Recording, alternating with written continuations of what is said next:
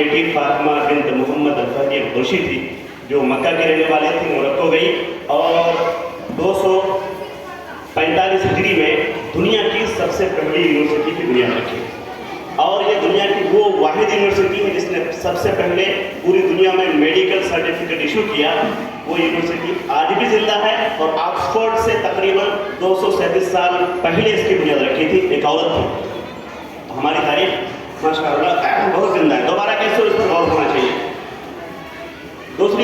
दूसरी बात मैं ये कहना चाहता हूँ कि ये जो ट्रेनिंग कोर्स है, ये मुबारकबाद देता हूँ अपने भाई मुफद्दिल रियाजी साहब को कि इन्होंने बहुत अच्छा काम किया और पहल किया है। ये काम बार बार होना चाहिए और एक दिन का नहीं, कम से कम एक हफ्ता का होना चाहिए शायद आइंदा सालों में, ताकि खुल के बात हो, मुख्तलिफ सब्जेक्ट में बात हो और मा लहू व मा अलैह, खामियाँ क्या हैं, कमजोरियाँ क्या हैं, परेशानियाँ क्या हैं, उस पर भी बात होनी चाहिए कि किन कमजोरियों की वजह से असातिज़ा सही तौर पर तालीम नहीं दे पाती।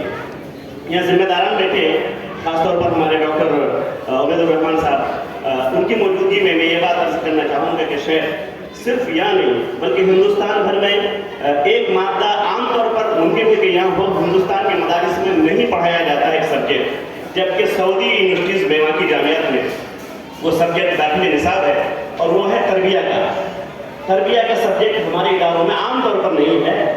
उस पर गौर करना चाहिए और मदरसों में उसकी तालीम होनी चाहिए उस सब्जेक्ट की, चूँकि तालीम और तरबियत अलग अलग चीज़ें नहीं हैं, दोनों एक है, तो उस पर होनी चाहिए। इसमें एक आखिरी बात मैं ये कहूँगा कि जो परेशानियाँ होती हैं और गैपिंग जो होती है बच्चे, टीचर्स और स्टूडेंट के दरमियान, उसमें एक छोटी सी बात मैं बल्कि एक मिसाल ये देना चाहूँगा कि खान सर से पूछा गया एक इंटरव्यू में कि आपकी कामयाबी का राज क्या है, कि लोग आपके दीवाने हैं, आपके दर्स के, आपके पढ़ाने के अंदाज के, क्या ये आपका भोजपुरी वाला स्टाइल है या हंसाते हैं वो?